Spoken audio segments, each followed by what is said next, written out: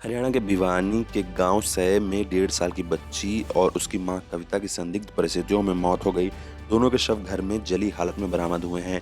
ससुराल वालों का कहना है कि कविता ने बच्ची के साथ खुद को भी जलाया है। वहीं उसके पिता ने कहा है कि बेटी दहेज की बलि चढ़ी है। करीब 3 महीने पहले उसकी दूसरी शादी हुई थी। पहले पति से पैदा हुई बेटी को दूसरा पति दूर करने का दबाव डाल रहा था। फिलहाल पुलिस ने दहेज हत्या का केस दर्ज किया है। किसी आरोपी की गिरफ्तारी नहीं हुई है।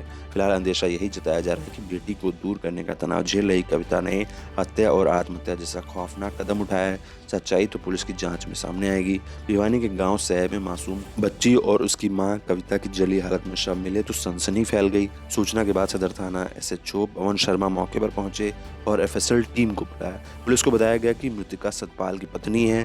13 दिसंबर 2021 को उसने कविता से शादी की थी। कविता के पहले पति प्रवीण की मौत हो चुकी थी और उसने सतपाल से दूसरी शादी की थी।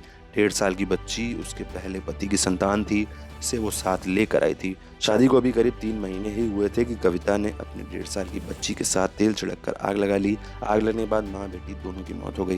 बेटी कविता और बच्ची की दर्दनाक मौत की सूचना पाकर गांव कुसुम्बी के रहने वाले हरपाल मौके पर पहुंचे। उसने अपने जमाई सतपाल और उसकी मां पर गंभीर आरोप लगाए। उसने कहा कि उसकी बेटी खुद को जलकर मरने वाली नहीं थी। इन माँ बेटी को उसके पति और सास ने दहेज के लिए जलाकर मारा है। शादी के बाद से उसके पति और सास दहेज के लिए उसे प्रताड़ित कर रहे थे। मृतका के जीजा सुखपाल ने बताया कि कविता का पति 1.5 साल की बच्ची को अपने पास रखने को राजी नहीं था।